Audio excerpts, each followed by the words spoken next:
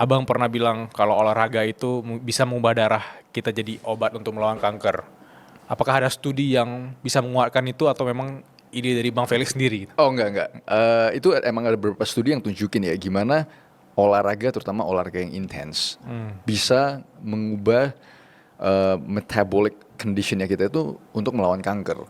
Karena kan kanker salah satu basis utamanya adalah inflamasi, peradangan. Jadi peradangan yang kronis karena pola makan dan pola hidup yang nggak beres itu menaikkan inflammation statusnya kita. Jadi kita meradang kronis yang itu akhirnya membuat kita itu berubah jadi cancer gitu. Sel-sel kita itu menjadi cancerous cell. Jadi dengan olahraga nomor satu adalah kita menurunkan inflamasi. Jadi peradangan maksudnya secara overall peradangan kita turun.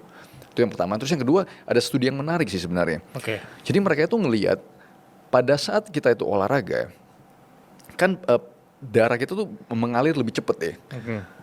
Terus terjadi namanya itu shear stress. Shear stress itu adalah kalau seandainya kita ngelihat fluid air itu mengalir di dalam satu pipa, dia itu shear stress. Artinya stres yang mengalir karena air itu bergerak, stres begitu.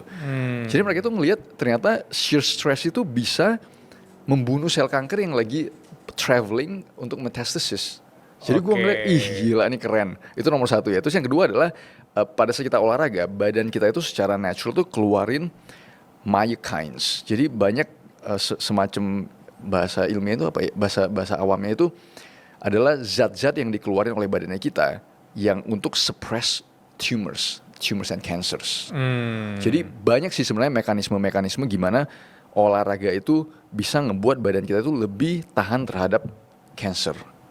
Itu very interesting. Itu very very interesting dan maksudnya bukan cuma dari sisi in vitro ya, bukan kita ngeliat dari sisi cuma di petri dish, bukan kita cuma ngeliat di animal models, tapi juga ada observational study yang tunjukin kalau orang-orang itu yang berolahraga lebih resiko kanker mereka lebih turun karena metabolic health mereka tuh lebih sehat dan inflammation mereka itu lebih rendah.